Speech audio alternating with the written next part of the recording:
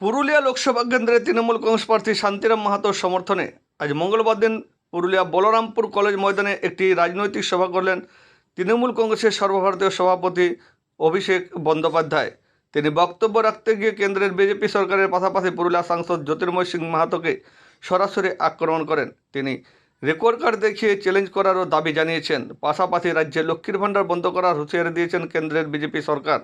তবে রক্তের শেষ বিন্দু পর্যন্ত দিয়েও লক্ষ্মীর ভাণ্ডারকে আটকে রাখবো বলেও দাবি করলেন অভিষেক বন্দ্যোপাধ্যায়।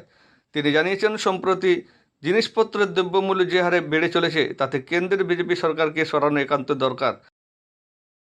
জ্যোতির্ময় সিং মাহাতোকে বলবো, তোমার যদি ক্ষমতা থাকে রিপোর্ট কার্ডটা নিয়ে এসো। 10 বছর তোমার মোদির ক্ষমতায়, আর 13 বছর আমাদের রাজ্যে মমতা বন্দ্যোপাধ্যায় ক্ষমতায়। আমি আমার রিপোর্ট কার্ড নিয়ে আসবো, তুমি তোমার রিপোর্ট কার্ড নিয়ে এসো, যে 10 বছর পুরুলিয়ার জন্য মোদি কি করেছে, আর 10 বছর আমাদের সরকার, মামাটি মানুষের সরকার, পুরুলিয়ার বলরামপুরের জন্য কি করেছে।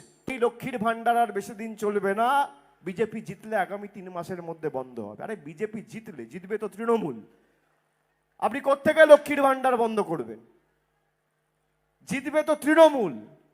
আর আমি আপনাকে কথা দিয়ে যাচ্ছি, আমাদের গ্যারেন্টি, যতদিন এই পুরুলিয়ার মাটিতে তৃণমূলের প্রতিনিধি থাকবে, শান্তিরাম মাহাতো থাকবে, আপনার লক্ষ্মীর ভান্ডার বুক দিয়ে আমরা আগলে রাখবো, কাউকে স্পর্শ করতে দেবো না।